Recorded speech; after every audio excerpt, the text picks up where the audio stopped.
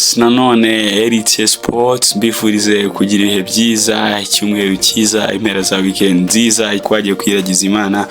Bahereza ikaze nanone kuri Elite Sports, karibu mu rugo rw'imikino y'amakuru yo ku mugabane Burayi yonyine. European news only, team talk and transfers kabisa. Buri cyose kiri kuvugwa, cyandikwa, kiganirwaho ku mupira wo ku mugabane Burayi ndetse no muri sport yose muri rusange, nta hanze uzagisanga hano Elite Sports, hano duhumeka ruhago. Rero mu gihe mbahereza ikaze, ngushimire wamaze gusubscribinga na utarabikora ewan ku kantu kari hasi k'umutuku gakandeho, dukomeze twagura umuryango wa Elite Sports. Rero uyu munsi amakuru ngarukanye ni menshi cyane. Abakunzi ba Manchester United, Ruud van Nistelrooy yagize ibyagarukaho, yagize ibyaganira, ubutumwa burimo amarangamutima menshi cyane yageneye abakunzi b'ikipe ya Manchester United, the Red Devils. Arsenal hari board meeting yitezwe vuba ngaha ihuza umukire Stan Kroenke ndetse na Mikel Arteta. Nize ngingo ziri buze kuba zigirwamo. Manchester United si Ruud van Nistelrooy gusa, Mourinho hari byatangaje, hari transfers ziri kuyivugwa mu ikipe Liverpool, Sam ndetse n'ama ekipe yo muri Espagne, Barcelona, Real Madrid, ari byinshi. Ariko nyemerera uyu munsi duhere mu gihugu cyo mu Bufaransa. Yes, duhere rero muri cyo gihugu cyo mu Bufaransa nkuko nari mbigarutseho. Duhera hangaha bayita Direction Nationale du Contrôle de Gestion, akaba ari ikigo kireberera ibijyanye n'imitungo, gikora audit mu bijyanye n'ama ekipe, cyane ku ma ekipe yo muri Ligue 1 cyase mu Bufaransa. Iyi Direction Nationale du Contrôle de Gestion mu kwezi kwa karindwi k'uyu mwaka nibwo twumvaga inkuru yuko ikipe ya Bordeaux yabaye imarurwa mu cyiciro cya kane cyo mu Bufaransa. Inkuru yababaje abantu cyane. Rero si ibyo gusa, niyitwa Olympique Lyon iri guhumekerwa mu ntugu, imerewe nabi, nayo probably dushobora kuyibona imanuka mu cyiciro cya kabiri cyo mu Bufaransa. Ibi bigenze bite? Lyon yigeze gutwara ibikombe ikomeye muri za 2001 kugeza 2007, nta kipe n'imwe yinyuramo hagati irakusanya. Nyuma za Paris Saint-Germain izamo, isa nk'ishegeje. Ikipe ya Lyon yahanganaga cyane na Marseille.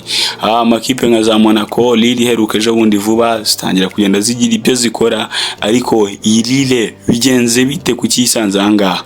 Rero nkora nabigarutseho Direction Nationale du Contrôle de Gestion, nyuma ya audit yakoreye ikipe ya Lyon, biravugwa ko niba batarashyira ku munzani ngo batangira balancing financial situations cyangwa se ibitabo byabo by'ubukungu, ng'igihombo kigerageze kiringanire n'inyungu iyi kipe bishobora kuyiviramo kuba yahita imanuka mu cyiciro cya kabiri.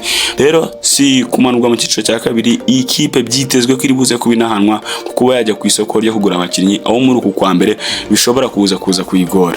Ikipe yayobowe n'umugabo Jean-Michel Aulas wayiyoboye kuva kera muri 1987 ariye kugeza muri 2022 ubwo yigurishaga ku muryango w'Abanyamerika witwa John Textor. Rero iyi kipe ikaba bivugwa ko irimo hafi umwenda wa miliyoni zigera kuri 500 z'amayero, ubona ko biri kwigora cyane. Ariko bimwe mu bintu bindi biri kugaruka nuko ishobora kuba hari ibyo yatangira kurekura kugira ngo irebe ko ya balancing ibyo bitabo by'ibijyanye n'ubukungu, bigarukwaho ko mu gihe yaba ifite iby'agaciro byo kugurisha byibura bishobora kuba byaba balanced. Ibyo by'agaciro byo kugurisha sasa ni ibihe?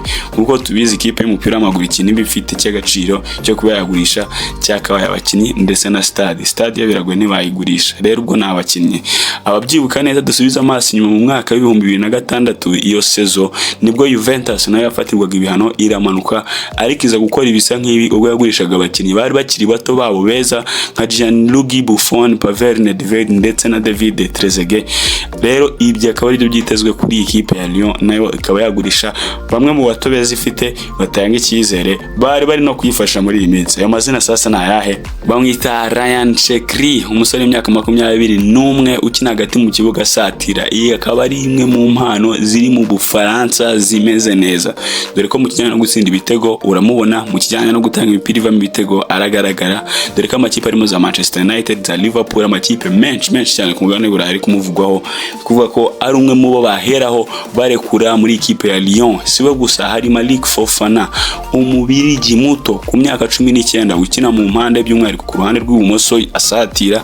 So far zizeze sofa aho zigeze akaba amaze gutsinda ibitego 5 atanga assist 2 akaba yaraje sezishize avuye mu ikipe ya Gent kuri 2019 biri kuvuga ko uyu mubirigi bishoboka cyane ko yaba ari kuko ni ikipe ya Lyon dore ko yari afite n'amasezerano n'igihe kirekire ageze muri 2028 sibo gusa ari no bita Maxence Coquelin w'imyaka 24 uyu akaba ari experience hatari uyu nguyu akaba amaze igihe muri ikipe ya Lyon hari naho yagiriye formation akazayatizwa mu yandi makipe bikamukora ariko sofa ubona ko yari inkingi yawe ya mwamba mu kibuga mu hagati rero uyu mukinnyi ukina hagati mu kibuga w'imyaka 24 sezishize iyo bita Everton yaramushakaga bisa nk'ibigoranye rero probably birashoboka ibaye gifite interest muri ku kwambere baganira bagatangira kureba ko bakawufloading abakinnyi kugira ngo babalancinge ibi bitabo byabo by'ubukungu siwe gusa indi mari bafite ishyushye muri ikipe ya Olympique Lyonnais bamwita Georges Mikatadze akaba ari umwataka w'ikipe y'igihugu ya Georgia dore ko no ku mugoroba yatsindaga igitego akaba ari umwe mu bataka bameze neza mu Bufaransa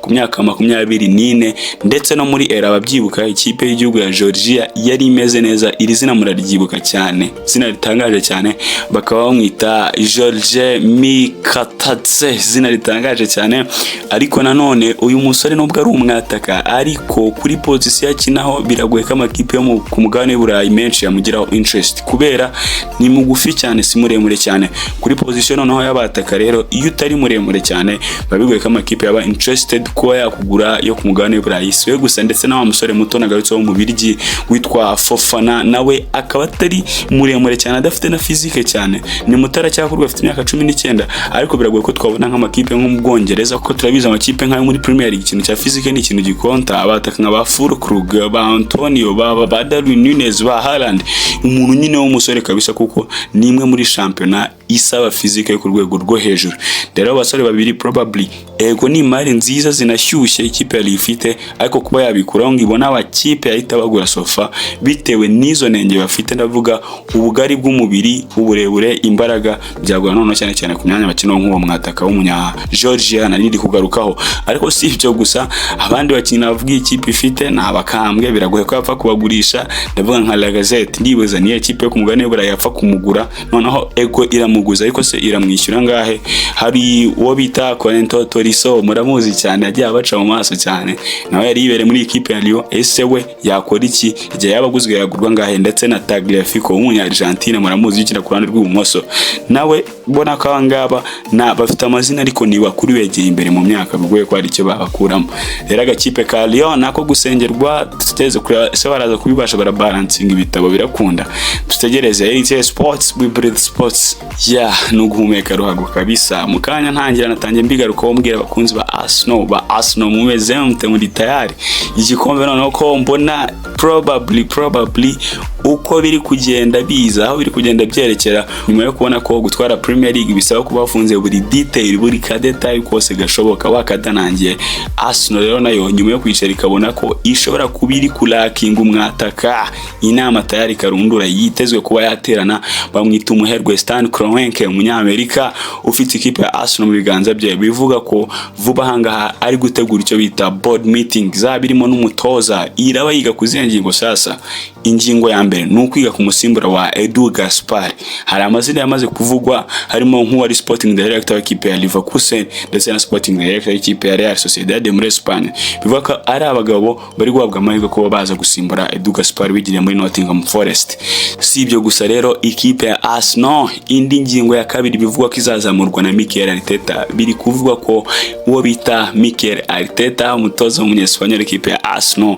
ari buze kubazamura indi issue igira iti nkeneye hari umwataka bivugwa ko umuherwe nawe yiteguye bititaye ku icyo biri buze gusaba cyose Arsenal nyuma yo kubona ko gusatira biri kubagora cyane kudefanda bari kubikora hagati mu kibuga bafite abakinnyi ubona ko n'ikitwa depth ni so bagifite ariko ntibabona uwo bita Gabriel Jesus uwo bita Kai Havertz uhenge kwa uwo bita Leandro Trossard ari ibisubizo byaguhesha igikombe cya Premier League ubu bagiye kumara hafi imyaka irenga kuri 20 bashakisha rero biri kuvuga ko nyuma yo gushaka ko bita Alexandre Isak wavuye muri Espagne aza mu gihugu cy'Ubwongereza muri Newcastle bari baramushatse baramwirutseho ariko basa nk'abagorwa cyane cyane mu cyane n'ubukungu Arsenal disifura bajya kuri Victor Osimhen uba muri Napoli birangira ubu ngubu yibereye muri Galatasaray muri Turukiya ubundi bitumvikana ukuntu umukinnyi nk'uri yakisaga muri Turukiya ataje muri Arsenal ariko n'akamafaranga byarabagoye rero ubu Arsenal kuvuga ko ayo mazina abiri Alexander Isak ndetse na Victor Gyökeres obita Arteta ari bukombe ku mukire akaba yamuha ibishoboka byose akareba ko yahita ashaka kumwataka yakiniza by'umwihariko bishobora kutaba muri uku kwa mbere tugategereza mu mpeshyi itaha ariko bibaye muri uku kwa mbere byaba ari akarusho kuri uyu mutoza Mikel Arteta kureba ko yahigika Pep Guardiola Liverpool yawe ya Arne Slot areba ko nawe yaheje ikipe igikombe Emirates nyuma y'imyaka 20 ubwo bageruka batozwa na Mzee Arsene Wenger. Yego rero yakaba ari Arsenal nagarukagaho nakomozaga iri gushaka icyataka hatari bamwita Rod abakunzi ba Manchester United mugazaringa tuganire bamwita Ruud van Nistelrooy ubutumwa bukomeye buremere yageneye abakunzi b'ikipe ya Manchester United tugendane ubwo ndagenda nsobanura tugendane kabisa mudatakara aragira ati to everyone in Manchester United Football Club kuri buri umwe wese uri Manchester United in particular the backroom staff the players and the fans by'umwihariko abakozi b'ikipe ya Manchester United abakinnyi ndetse n'abatoza I want to thank you from the bottom of my heart for your incredible efforts and support ndabashimiye mbikuye kundi baza umutima wanjye kubw'urukundo mwanyeretse no kudushyigikira it has been a privilege and honor to represent the club as a player coach and manager byari by'agaciro kuba nahagararira ikipe nk'umukinnyi nkahagararira nk'umukozi ndetse nkanahagararira nk'umutoza and I will always cherish the memories we have shared together kandi buri gihe nzahora nejejwe magaciro ibyishimo memoire twagiranye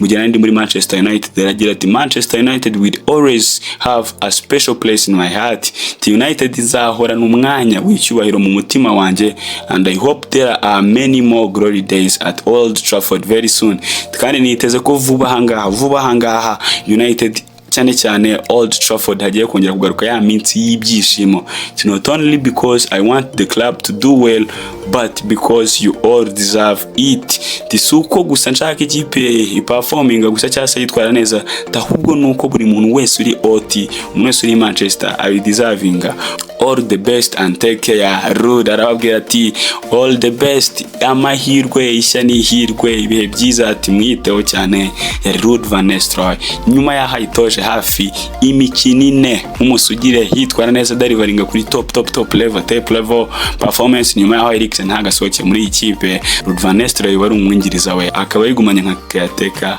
hanyuma bita Ruben Amorim yakinjiramo bikaba ngombwa ko babisikana umupolitike agenda umuhorand Ruud van Nistelrooy bivugwa ko mutundi dukuru nawe mukomoza nk'abakunzi ba Manchester United vuba hamushobora kongera kumubona muri Premier League. Bivugwa ko performance yagize muri no minsi cyane muri imikino yatoje ikipe ya Manchester United yaba muri Premier League yaba muri Europa League bivuga ko hari ama ekipe ya attractinze attention zayo bivuga ko hari ama ekipe muri Premier nka Burnley hari Coventry hari West Ham ni nyinshi ziri kumuvugwaho bishoboka ko vuba hatukongera tukamubona igihe hari ikipe yaba yirukanye umutoza Van Nistelrooy ari kuri pending uriya mu gihugu cy'Ubwongereza birashoboka twatungurwa no kongera kumubona agaruka toza.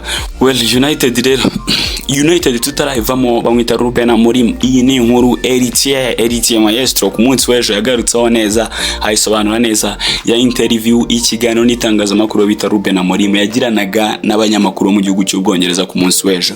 Rero ngenda garuka kuri key points tuntu duke cyane bagarutseho cyane twihuta ibi akaba ari ibintu byanarijwe nyuma y'ikiganiro ni byinshi yavugiyemo n'ikirekire mu gishaka namwe murebe mujye musoma abana ariko Eritier Sports izajya hababera ibibazanire byose aka kanya mbihine ariko mu minsi imbere bizajya biza birambuye cyane. Rero mu byo yagarutseho icyambere twakuyemo nuko uyu mugabo ashobora kuba agiye kuzana icyo bita creating new identity. Benshi bagiye criticizing Manchester United cyangwa se bayitunga intoki bavuga ati ese ko nta clear style of play tubona nta mikinire mufite runaka ko ibintu mukina bidasomeka nkuko dushobora kuvuga ati Arteta akina ibi, Arne Slot akina ibi, Jurgen Klopp akina ibi, Pep Guardiola akina ibi.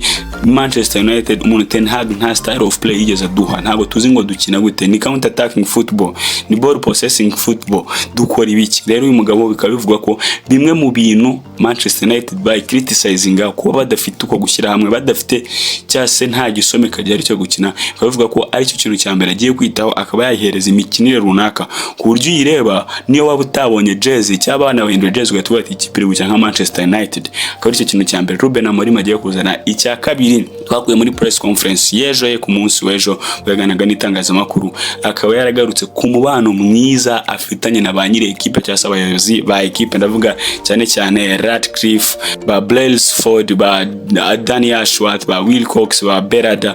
Bivugwa ko we n'abayobozi ba Ineos ndetse n'abayobozi ba Manchester United bafitanye umubano mwiza. Iki ni ikintu cy'ingenzi ku muntu w'umutoza, ntabwo twikibagiza umusaruro wita Edu Gaspar ndetse Arteta gushyira hamwe kwabo icyo byari bigiye kugeza kuri Arsenal, nubwo wenda bisa nk'ibreakinze, ariko iyo togetherness ko gushyira hamwe k'ubuyobozi na ikino n'umutoza, ndavuga management ya equipe ndetse na coaching staff, ni ikintu cyakiri kurusha kuri equipe cyane. Rero bivugwa ko Amorim abayobozi be bose bamufitiye icyizere, bari kumwe nabo guhera ku mukire mukuru Sir Jim Ratcliffe. Icya gatatu twakuyemo ni uko uyu mugabo agiye guha agaciro abakinnyi cyane kurusha imikinire cyangwa system. Iki ni ikintu mu minsi yashize cyagarutsweho cyane n'abakunzi ba ruhago, cyane cyane by'umwihariko abakunda Manchester United, bibaza ati se kavuye mu ikipe ya Sporting akina system ya 3-4-2 gutya ibintu byinshi cyane. Rero we mu kubigaruka yaravuze ati ngiye icyo ndeba si system of play cyangwa se uko abakinnyi bakinisha gusa, ahubwo ngenda areba abakinnyi mfite bashoboye iki nababyaza iki. Rero akaba yamaze munye abakunzi ba Manchester United babwiye ati ngenda valorize abakinnyi cyane kurusha ko valorize system. Well, hari ibyo nshobora kuhagera nkabona bari kunyereka bisaba kuba natana nkama nava ku mikinishirize yanjye. Well, nubwo n'ubundi ibindi yakina byaba ari amahame ye, ariko akaba ya atasticking kuri bya bindi twari dusanzwe tumuzeho bya 3-4-3.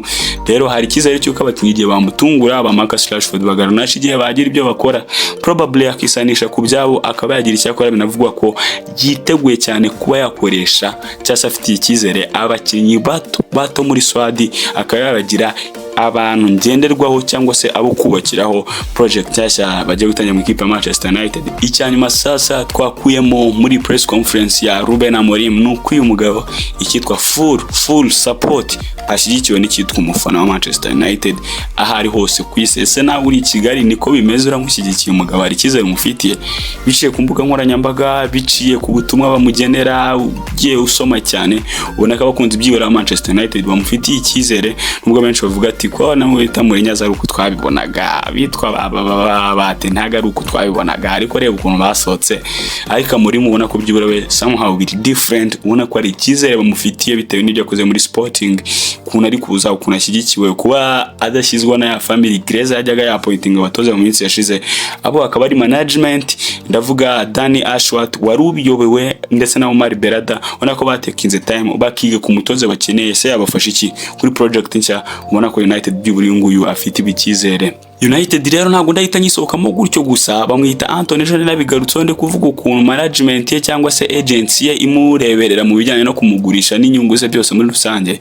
Yari kubikomoza avuga ati ntitwiteguye ko we yasohoka muri ikipe ya Manchester United, yiteguriye guhangarira umwanya.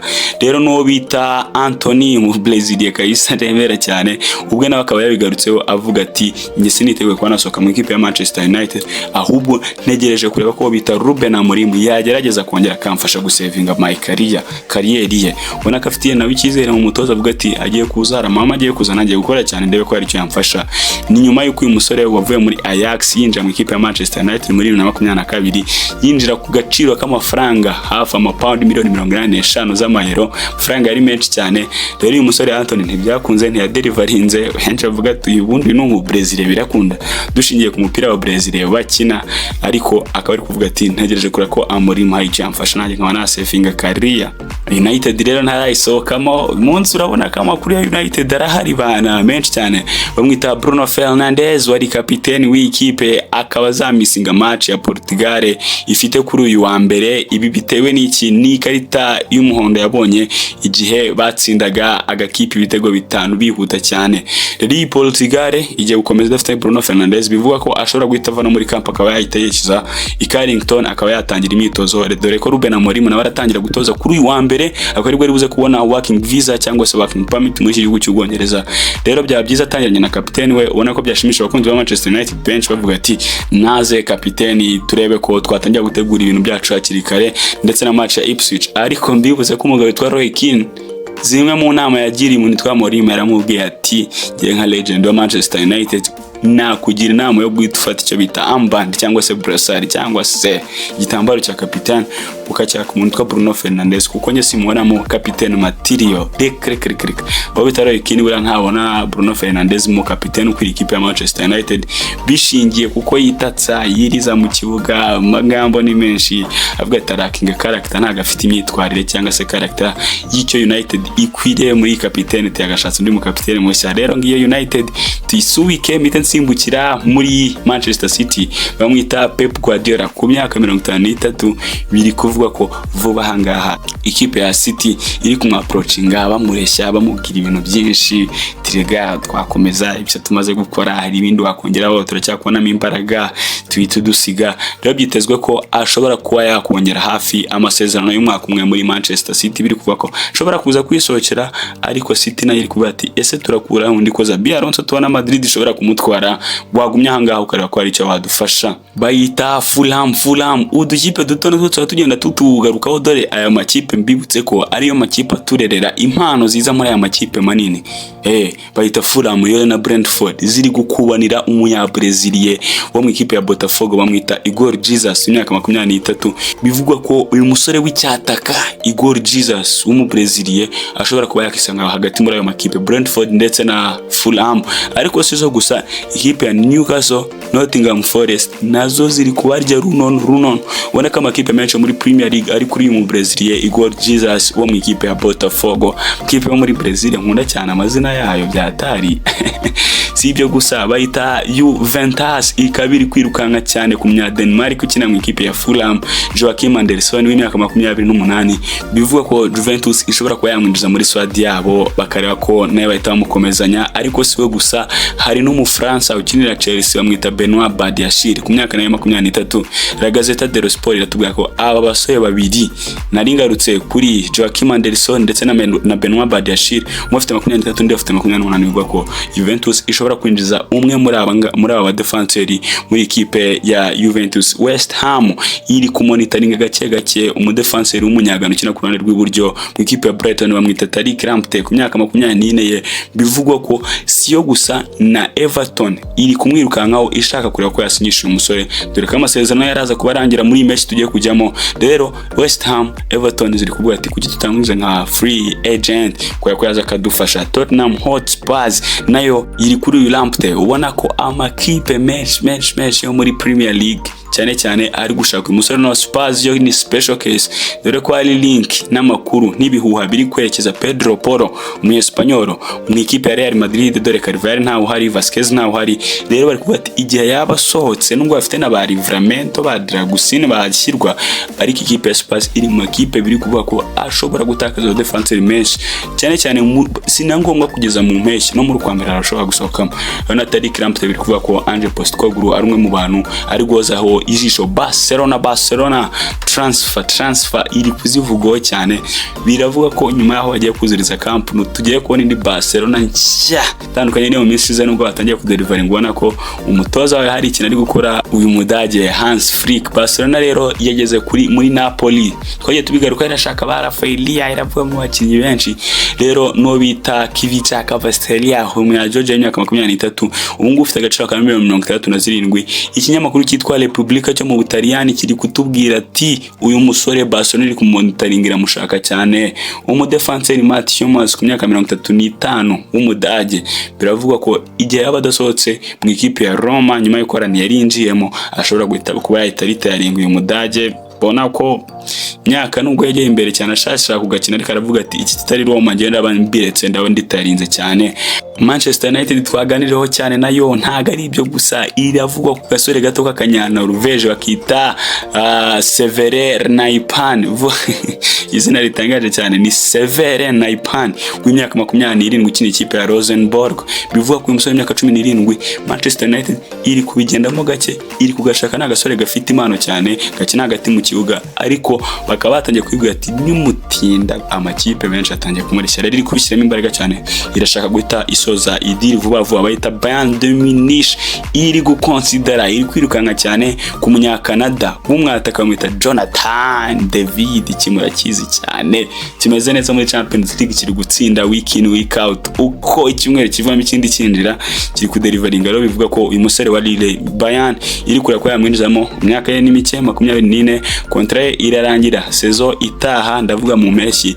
Rero bivuga ko Sky Germany nibitubwira ivuga ko Bayern Munich ishobora guhita yinjizamo uyu mwataka w'umunyakanada Jonathan David. Nemera cyane kabisa. Bayern ntago ari abanga biri kuvugaho nyuma yuko obita Alphonso Davies imyaka 24 bamenye ko Real Madrid iri kumushaka, bakaba batangiye kwitegura i conditions cyase prepositions iyi kipe ishobora kuzana, bategura pre contract muri uku kwa mbere kura ko bamugurisha kugira ngo azagende nka free agent. Bayern Munich rero avuga ati eka tureko twamugurisha, tureko yagenda mukanya nakomoje kunkura Ruud van Nistelrooy. Coventry iri mu makipe nari kumuvugamo, ariko probably sinyibana nka deal shoboka cyane njye ku giti cyanjye. Mu gihe kundi ruhande fungire kuri iyi deal bamwita Cristiano Ronaldo uri gitega atsinze gicagayigo, uri gitega atsinze gicagayigo, dore ko ku munsi w'ejo ibitego bibiri yatsindaga ubwo batsindaga 5 yahise umukinnyi wa mbere ku isi aca kuri Sergio Ramos utsinze imikino myinshi. Aka kantu mukumve neza, pana gutsinda ibitego ahubwo igize intsinzi nyinshi cyane mu makipe nationale y'ibihugu, cyane cyane mu bagabo. Rero Ronaldo akaba yanagarutse ku kintu cyo kuritaringa, benshi amubaza ati Ronaldo za ritaringa ryari. Rero uyu mugabo aravuga ati njyewe ndacyari muri Al Nassr, inyenyeri yabo vuba ngaha haruzi imyaka 40 muri kwezi kwa 2025 umwaka utaha nyine n'ubundi niwo ndi nkomojeho. Bivuga ko Ronaldo ari kuvuga ati njye ibyanjye ndabitwara gahoro, nshobora kuzamanika inkweto cyase nkaba naritaringa mu myaka iri imbere, ariko ni impressuringa si ibyaka kanya ariko byavuba hanga nanjye ntagomba bwe ngo ngiye gukina indi 6 ya 3 vuba ngashobora kwa yamanika inkweto. Rero uyu mugabo ubwo batsindaga Pologne ibitego 5-1 gitwaraga neza, atsinda ibitego 2 harimo n'icya bicycle kick. Murakizi cya gitego cyo mu kirere Ngarama yashyize umugongo mu birere akamera nk'unyonga igare agahita soza kabisa, bikaba byatumye ahita agera ku mibare y'ibitego 910. Mugabo ni iby'umwana w'ubu ntari kubitsindira mora. Rero bikaba bivugwa ko uyu mugabo ari kugayigo ko kureba ko yazuye ibitego 1000, ariko ku giti cye akavuga ati nta pressure, siyo ntego yanjye ngiye ikindeba no gukomeza gufasha club yanjye national yanjye gutsinda ibitego nka byenjoyinga gake. Bamubajije kubona ubuzima bwe nyuma y'ikibuga igihe abasoje, aravuga ati mumbarira handi ariko kucyita gutoza, cyitwa gutoza. Akaba yaduciriye ku mayange atubwira ati ibyo byo ntimubumbaremo, nshobora kujya mu bindi bintu wenda nka za business, ariko ninsoza umupira w'amaguru ku kijyanye na football nyine nzaba nkisoje, n'ubwo igihe aricyo kizatubwira nta umenya aho igihe kimujyana. Akaba ari ibyo ngibyo rero Ronaldo yagarukaga avuga ati kubyitwa gutoza nimuzambare Elite Sports, urugo rw'amakuru y'imikino ku mugabane w'Uburayi. Ngayo nguko guys, subscribe dukomeze duhumeke sport n'ibindi birakomeza bigende biza mu kanya. Imana ibaturindire.